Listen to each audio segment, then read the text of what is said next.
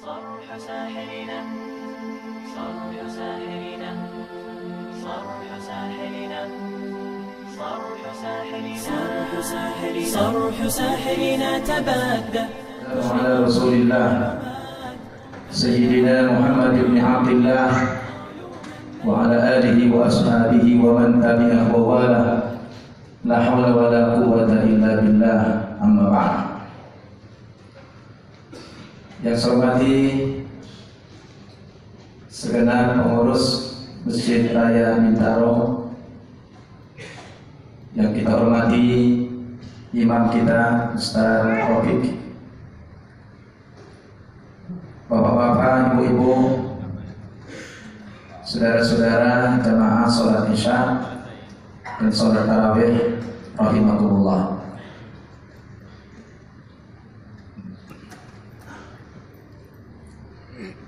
Alhamdulillah, kita senantiasa bersyukur kehadirat Allah Subhanahu wa Ta'ala sampai malam ini, malam yang terakhir pada 10 hari yang pertama di bulan Ramadan. Kita masih diberikan nikmat sehat, nikmat kesempatan, sehingga kita dapat melaksanakan ibadah puasa hari yang ke-9, dan malam ini malam yang ke-10 di bulan Qiyamul Lail Ramadan ini. Mudah-mudahan kita dapat menyempurnakan ibadah puasa kita sampai akhir Ramadan, dan semoga kita tidak termasuk orang-orang yang seperti Rasul katakan, rubba shaimin laisa lahu min siyamihi illa al-ju' wal 'ajz. Berapa banyak orang yang berpuasa di bulan Ramadan, akan tetapi dia tidak mendapatkan apa-apa dari puasanya kecuali hanya pengalaman-pengalaman lapar dan haus saja. Semoga kita semua dapat melaksanakan ini dengan sebaik mungkin, sehingga tanggal 1 Syawal nanti kita semua dapat beridul fitri, dalam pengertian kita kembali kepada fitrah insaniah kita masing-masing. Amin ya rabbal alamin. Salawat dan salam mari sama-sama kita sampaikan kepada junjungan kita Nabi Muhammad sallallahu alaihi wasallam, juga kepada keluarganya, sahabat-sahabatnya, dan para pengikutnya sampai akhir zaman nanti. Bapak-bapak, ibu-ibu, jamaah sholat isya dan tarawih rahimakumullah. Apa kabar Bapak Ibu semuanya? Sehat? Alhamdulillah. Mohon maaf Bapak Ibu, malam ini saya izin untuk tidak ceramah. Saya tidak ceramah malam ini karena sudah tiap malam kita mendengarkan ceramah, tinggal aplikasinya saja. Mungkin saya berdiri di sini hanya sedikit bercerita, berbagi pengalaman saja. Tadi saya berkesempatan ikut buka bersama di Masjid Raya Bintaro ini. Ketika saya masuk, sudah seperti pasar, banyaknya manusia. Saya sungguh kagum, terharu, dan apresiasi tentunya kepada segenap pengurus yang terus dari waktu ke waktu, dari tahun ke tahun membuat Masjid Raya Bintaro ini semakin makmur. Amin. Namun sedikit yang saya lihat pengalaman dakwah keliling di kampung-kampung, ada yang tidak balance, ada yang tidak seimbang syiar Islam di perkotaan dengan di pelosok pedalaman. Bapak-bapak, ibu-ibu yang tinggal di perkotaan ini lumayan beruntung, alhamdulillah. Termasuk orang-orang miskinnya beruntung, banyak orang peduli, banyak orang perhatian. Kalau Bapak Ibu sekarang pergi ke pelosok pedalaman sana, sedih kita melihatnya. Mereka tidak begitu bergembira, mereka tidak terlalu berbahagia meskipun datang Ramadan ini. Kenapa? Karena tidak ada orang yang peduli kepada mereka, terutama di daerah-daerah yang minoritas Muslim. Saya bulan ini kedatangan tamu istimewa dari Provinsi Nusa Tenggara Timur. Saya minta maju ke depan Pak Zainuddin Alim, ini orangnya. Tolong maju ke depan sih. Ini saya tamu dari Nusa Tenggara Timur, dari Kupang. Beliau ini tokoh mu'alaf dari Timor Leste. Dia aslinya orang Timor Leste, tetapi beliau dulu adalah pejuang integrasi. Ini orang pejuang integrasi. Setelah merdeka Timor Leste, beliau memilih berintegrasi dengan Indonesia. Ditempatkan pemerintah di Kupang, sebagian ada di Atambua. Beliau ini sudah tidak terhitung berapa banyak mengislamkan orang Timor Leste, termasuk santri-santri saya. Ya, mayoritas santri saya para mu'alaf dari timur sana adalah dari beliau ini, dioper ke saya. Beliau ini tiap hari Pak jalan kaki kemana-mana berdakwah. Beliau tidak punya apa-apa, tidak punya rumah, tidak punya kendaraan, tapi tiap hari jalan kaki kemana-mana. Beliau ini kenal sama saya karena beliau ini adalah seorang misionaris Islam. Setelah beliau masuk Islam dan memilih integrasi dengan Indonesia, tidak mau merdeka dengan Timor Leste, beliau ini menjadi tokoh. Bukan saja tokoh di kalangan para mu'alaf, tapi juga dia tokoh di kalangan orang-orang Kristen, orang-orang Katolik. Nah, karena kesulitan ekonomi orang-orang Timur, Bapak Ibu tahu NTT itu provinsi termiskin di Indonesia, betul? Provinsi termiskin di Indonesia. Saya Pak punya pengalaman dakwah yang paling berkesan, bukan ketika saya ceramah di Amerika, bukan saya ceramah di Kanada, bukan ketika saya ceramah di Australia dan di negara-negara lain. Saya pengalaman berdakwah keliling dunia, keliling Indonesia ini, yang paling berkesan itu adalah di Kupang. Kenapa? Karena di sana kehidupan masyarakat itu sangat memprihatinkan sekali. Masih banyak masyarakat yang sehari-hari makanannya adalah singkong. Saya datang ke sana, pulang-pulang sakit. Kenapa? Udah gak nafsu makan. Membayangkan bagaimana prihatinnya kehidupan masyarakat di sana. Dan sebagian yang saya kunjungi itu adalah para mu'alaf yang telah diberikan hidayah oleh Allah Subhanahu wa Ta'ala. Singkat cerita, karena beliau ditokohkan oleh orang-orang bukan saja Muslim, bukan saja para mu'alaf, tapi juga orang lain yang kehidupan ekonominya kurang lebih sama, cuma beliau banyak membangun jaringan. Rata-rata orang-orang Katolik, orang Kristen bilang sama Pak Zainuddin ini, Pak Jai, kami ingin anak-anak kami maju, kami ingin anak-anak kami ini bersekolah. Kalaulah Pak Jai ini punya relasi di mana saja bisa menyekolahkan anak kami, tolonglah disekolahkan anak kami. Nah, mereka tidak punya biaya. Tamat SD bingung mau sekolah apa. Nah, Pak Zai ini otaknya main. Dasar memang sudah terbentuk jiwa misionarisnya itu. Nah, beliau kebetulan punya jaringan dengan satu pesantren di Jawa Timur di Magetan, namanya pesantren Alitas. Pernah satu hari beliau membawa anak-anak orang Timor Leste yang sudah di Indonesia tinggal di Kupang. Sebanyak 34 orang, semuanya Kristen dan Katolik. Tapi diserahkan oleh ayah dan ibunya kepada beliau untuk disekolahkan. Oleh Pak Zainuddin ini dibawalah anak-anak itu kemana? Ke pesantren. Subhanallah Bapak Ibu, alangkah terkejutnya anak-anak itu semua berontak.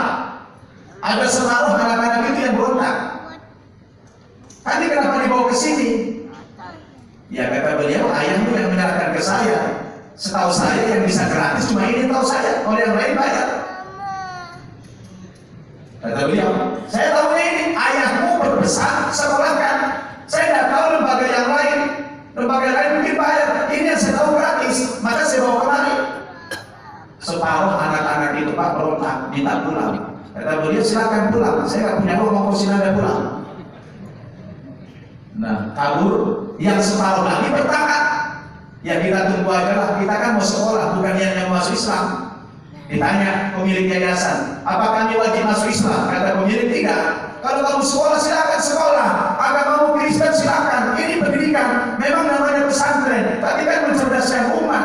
Silakan. Mau kamu tetap dalam agama Kristen, monggo. Kata pengasuhnya. Subhanallah, dengan kemuliaan akhlak kiai dan santri-santri yang dibina di sana yang lebih senior, ternyata ada separuh anak itu masuk Islam. Nah, setelah masuk Islam, ada salah seorang santri yang dulu di sana, diberitahu ada pesantren mualaf di Jakarta. Karena di sana tempatnya darurat. Ya, kemudian Pak Zainuddin menghubungi saya, minta anak-anak itu pindahkan saja di Jakarta ke tempat saya, pesantren mualaf yang di sini. Nah, keseringan Pak Zaini, keseringan kirim anak ke saya. Saya kan tidak punya uang. Lalu saya bilang sama Pak Zaini, Pak Zainuddin, ini kita lihat dari segi syiar, kurang menguntungkan bagi kita kalau semua anak-anak sana yang mualaf kita sekolahkan di Jakarta. Ini kurang menguntungkan dakwah kita sekarang. Bagaimana kalau saya bangun saja cabang di sini, nanti saya kirim ustaz dari Jakarta, saya gaji untuk dakwah di sini. Wah, cocok kata Pak Zainuddin. Akhirnya setahun ini saya ada bangun 2 cabang di Kupang. Satu di Kupang Timur, satu di Kupang Barat. Terakhir saya bangun di tempat beliau. Kalau Bapak Ibu lihat nanti ini, saya lantaran biasanya kalau saya ceramah pakai slide, tapi kan ini tarawih nggak sempat, nanti bisa lihat foto di sini. Kalau Bapak Ibu lihat tempat TPA-nya, mungkin kandang kambing lebih bagus daripada TPA-nya ini. Nangis Bapak Ibu kalau lihat.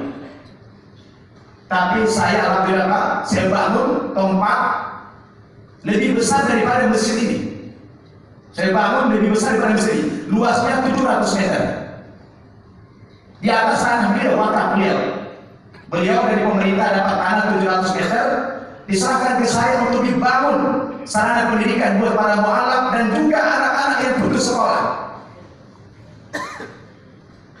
Subhanallah, Bapak Ibu, beliau kalau bercerita kita terharu sekali. Dan yang unik, bangunan kita itu karena terbagus di tempat itu menjadi tempat wisata orang-orang Kristen. Nah, ini menarik.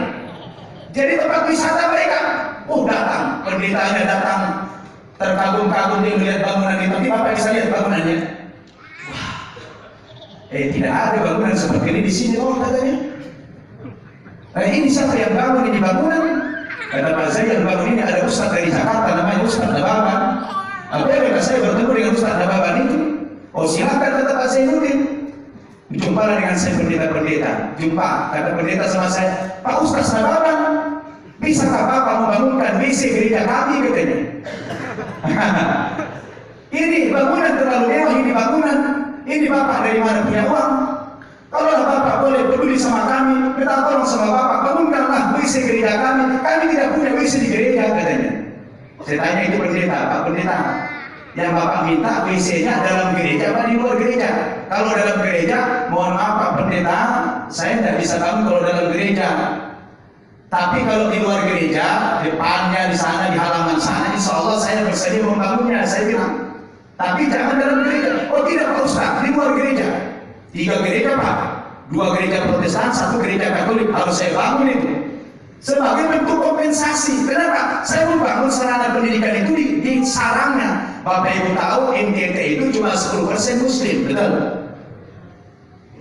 Nah, subhanallah Pak, satu-satu Kupang ikut masuk Islam. Nah, malam ini hadir. Coba, mana? Ini. Ini kenek bangunan nih. Ini kenek bangunan. Ini orang Timor Leste juga yang integrasi, ibunya pendeta. Ini kuli bangunan. Sebenarnya sekolah dia adalah perawat, sekolah perawat. Tapi karena sulit pekerjaan, akhirnya jadi kuli. Dia nggak mau bergantung sama orang tuanya. Dia kuli. Saya Pak, kalau tidak bawa uang banyak, nggak berani saya jalan-jalan ke Kupang. Saya harus bawa uang banyak, karena nggak tega saya melihat kehidupan mereka di sana. Kalau saya datang, suka saya ngasih uangnya banyak-banyak, 50.000 sama tukang-tukang, 100.000 sama orang-orang Kristen di sekitar juga saya bagi. Saya pikir ini kesempatan dakwah Bilhal. Dakwah Bilhal ini. Ini komen Pak, si anak ini komen sama Pak Zainuddin dibilang, kalau di Islam begitu ya, orangnya pemurah ya, ustaz-ustaznya ya katanya.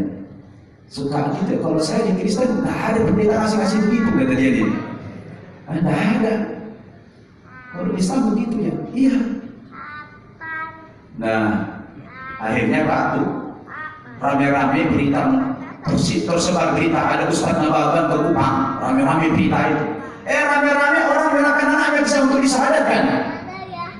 Rame-rame diserahkan ke saya anaknya untuk saya islamkan. Permintaan orang tuanya, nanti lihat foto-fotonya. Permintaan orang tuanya kepada saya karena mereka mendengarkan berita Ustaz Nababan suka menyekolahkan anak-anak sini. Setelah pulang Pak, mukanya berubah. Sampai ada santri saya, seorang perempuan, tahun lalu saya umrohkan. Dia pulang umroh itu Pak, saya suruh pulang ke kampung, ke Kupang sana. Tetangga-tetangganya yang sebaya dengan dia, dia namanya Nisa. Nisa, kakak setelah masuk Islam kok beda kali mukanya katanya. Kakak makin cantik, kakak putih sekarang. Orang sana kan kita kakak sekarang kok putih katanya. Kata si Nisa ini, iya memang dalam Islam itu deh, kami kan 5 kali sehari semalam minimal harus membasuh muka kami. Jadi kami bersih, kami sholat. Kata tetangganya ini, boleh gak saya ikut masuk Islam Kak katanya. Ya terserah kamu. Bilang sama orang tuanya, ya terserah kamu kata orang tuanya. Nah, diserahkan lagi ke saya anak itu, saya sahadatkan lagi anak itu 2 orang. Jadi sekarang saya bawa ke sini, udah menghafal Quran Pak, sudah 1 juz. Sudah hafal Quran. Nanti silakan datang ke situ ya. Nah saya berpikir, Pak Zai saya bilang, kita harus pakai strategis. Kalau semua nanti orang-orang mu'alaf di sini kita datangkan di Jakarta, di sini kan kosong, siarnya nanti kurang. Tapi kalau saya bangun di sini, siarnya ada, kita kirim ustaz dari Jakarta, saya nanggung biayanya semua. Saya bilang, oke. 1 sudah jadi di Kupang Timur, 1 lagi sudah 50% di Kupang Barat, lebih besar dari masjid ini, 700 meter bangunannya, dan sedikit bagus. Kenapa? Saya berpikir sekarang waktunya kita ekspansi. Waktunya kita ekspansi. Pak Zai tidak punya apa-apa.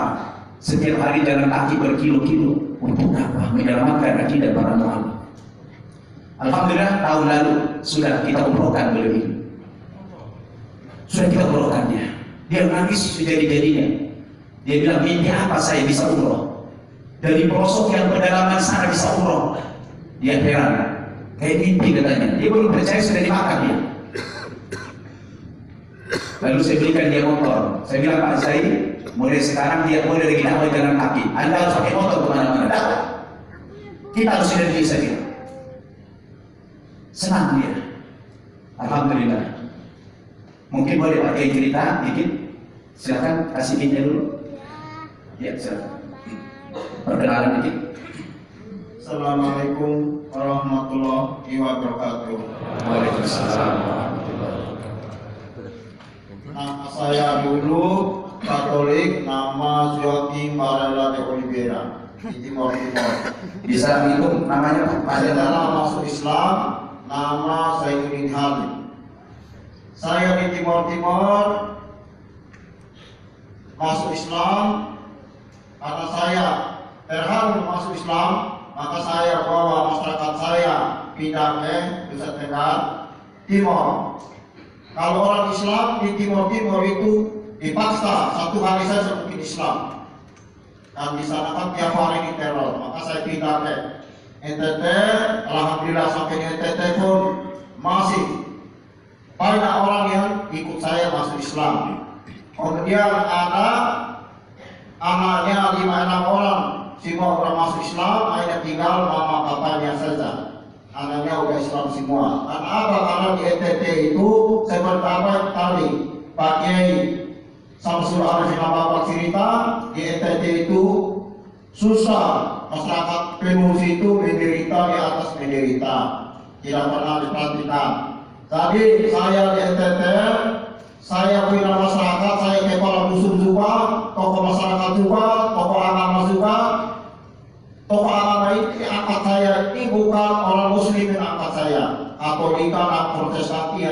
saya dari tokoh muslim. Siapa? Siapa? Cerita dikit. Assalamualaikum warahmatullahi wabarakatuh. Yang terlebih dahulu saya memperkenalkan nama saya yang masih Kristen, nama saya Domingus Raul da Silva. Tetapi nama sekarang saya Muhammad Arfan. Awal saya masuk Islam, saya kerja kuli bangunan, buruh. Selama saya kerja bangunan selama 2 bulan 3 bulan, kedatangan Ustaz ke NTT bukan hanya untuk syahadat menanamkan di sana, tapi Ustaz datang di sana dan datang dengan kepedulian Ustaz. Ustaz hanya bukan peduli bagi orang muslim saja, hanya bukan peduli, tapi peduli juga untuk orang Kristen atau Ustaz peduli. Di situ saya mulai bertanya di Raja Dodi, karena memang orang Islam memang peduli banget ya. Saya bilang sahabatnya di Raja Dodi bagi orang Islam yang peduli, hanya untuk orang Islam saja, tapi peduli untuk umat manusia. Di situ saya rasa dan harus saya. Situ juga saya melihat Ustaz sampai di bangun syahadatkan adik-adik di sana. Situ saya berdiri di luar, saya lihat Ustaz sedang syahadat. Saya lihat syahadat, ya Allah, saya langsung menangis. Situ di luar saya langsung menangis. Tapi saya belum ingat apa itu asyhadu an la ilaha illallah wa asyhadu anna Muhammadar Rasulullah. Itu saya belum mengerti. Tetapi saya rasa saya langsung menangis di luar jendela dengan hanya mengintip saya mendapatkan hidayah dari Allah Subhanahu wa taala. Jadi ceritanya 2 bulan yang lalu saya ada mengislamkan 2 anak SD tahun ini, disahkan sama ayah ibunya. Waktu saya mensyahadatkan 2 anak ini, dia ngintip-ngintip dari jendela. Saya datang Bapak Zain, ngintip dia.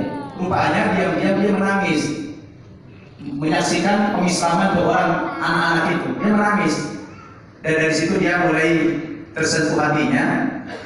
Setelah saya pulang ke Jakarta, 2 minggu kemudian, 1,5 bulan yang lalu, dia bilang sama Pak Zaid, sama mandor kita di sana, pengen masuk Islam. Bukan saya Islamkan, Islamin adalah orang Pak Zaid. Lalu disyahadatkanlah di sana, telepon saya. Saya bilang, dia beritahu sama orang tua enggak? Orangnya nekat Pak, ibunya pendeta. Karena dia sudah ingin masuk Islam, kalau yang lain kan diam-diam, dia berani Pak menghadap ayah ibunya. Pak, Bu, Ma, saya pengen masuk Islam. Kaget maknya. Tapi alhamdulillah maknya sadar, kamu sudah dewasa, terserah. Kalau kamu masuk silakan, kalau itu pilihanmu. Dikasih. Lalu saya katakan dengan Pak Zaid, baik dia kirim ke Jakarta. Kirimlah ke Jakarta 1,5 bulan yang lalu. Memang orangnya Pak dapat hidayah, luar biasa kesungguhannya, tiap hari baca Quran. Sekarang dia sudah bisa baca Quran lancar. Nah, coba kaji dulu dikit. A'udzu billahi minasy syaithanir rajim. Bismillahirrahmanirrahim. Alhamdulillahi rabbil alamin. Ar-Rahmanir Rahim. Maliki yaumiddin. Iyyaka na'budu wa iyyaka nasta'in. Ihdinas siratal mustaqim. Siratal ladzina an'amta 'alaihim ghairil maghdubi 'alaihim waladdallin.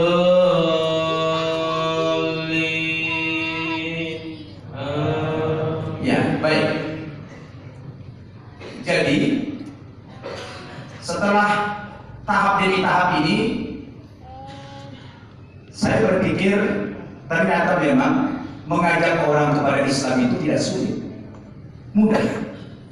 Yang penting kita ada kepedulian dakwah bil haq. Saya kalau mereka dengar datang, rame-rame datang ke saya. Saya bilang kepada ini, kalau begini sikap mereka, lama-lama nanti bisa main kasus di NTT ini sebenarnya. Amin. Pendekatan persuasif. Bahkan sedikit Pak, tema di bangunan kita. Anda bertanya tentang Islam, mu'allaf menjawab. Nah, itu sebenarnya. Anda bertanya tentang Islam, mu'allaf menjawab. Karena selama ini isu tentang Islam, stigma yang dibangun Islam ini keras. Islam itu teroris, Islam itu radikal, betul. Harus ada yang memberitakan kepada mereka siapa yang paling pas membahasakan ini, mu'allaf. Kenapa? Karena mereka mengalami dua agama itu. Kalau ustadz yang dari lahir muslim mungkin belum bisa menjelaskan dari dua sisi itu. Maka misi saya bagaimana seluruh wilayah-wilayah Indonesia, terutama yang minoritas muslim itu, kita sudah harus punya bangun cabang-cabang lembaga mu'allaf ini agar sampai Islam kepada mereka. Kita ekspansi, coba ibu bapak bayangkan. Seandainya dulu sahabat-sahabat pemahaman Islamnya seperti kita, yang penting saya sudah sholat, sudah puasa, sudah berzakat, sudah haji, dakwah, masa bodoh. Kira-kira nih Pak Bu, Islam sampai nggak ke tanah kita ini? Karena Allah katakan wa ma arsalnaka illa kafatan linnas. Tidak kami utus engkau Muhammad kecuali kepada seluruh umat manusia. Allah takdirkan Nabi Muhammad umurnya pendek, cuma 63 tahun, berdakwah pun cuma 23 tahun, 13 tahun di Mekah, 10 tahun di Madinah. Lalu dia wafat. Tugas kenabian itu belum selesai. Siapa yang akan meneruskan perjuangan ini kalau bukan umatnya? Maka Umar bin Khattab ekspansi ke Palestina, Amr bin As berangkat ke Mesir, Mu'az bin Jabal berangkat ke Yaman, Sa'ad bin Abi Waqqas bahkan berangkat ke Cina. Kaum Gujarat, pedagang-pedagang Arab, pedagang India datang ke Indonesia. Mereka meninggalkan istri, meninggalkan harta, bukan hanya berhari-hari, berbulan-bulan, bahkan bertahun-tahun mereka meninggalkan keluarga. Ngapain? Untuk mensiarkan agama Islam. Jangan sampai ada di muka bumi ini Islam belum sampai kepada mereka. Karena Allah mengatakan dalam Al-Quran, wasiqal ladzina kafaru ila jahannam zumara hatta idza ja'uha futihat abwabuha wa qala lahum khazanatuha alam ya'tikum rusulun minkum yatluna 'alaikum ayati rabbikum wa yunzirunakum liqa'a yawmikum hadza qalu bala walakin haqqat kalimatul 'adzabi 'alal kafirin. Kata Allah dalam ayat itu, nanti di hari kiamat begitu terjadi yaumul ba'ats, hari berbangkit, seluruh orang-orang kafir itu dikirim ke neraka jahanam secara berombongan, kata Allah. Saya kalau sudah ngomong tegas begini, yang terbayang saya ayah saya Pak, karena ayah meninggal masih Kristen.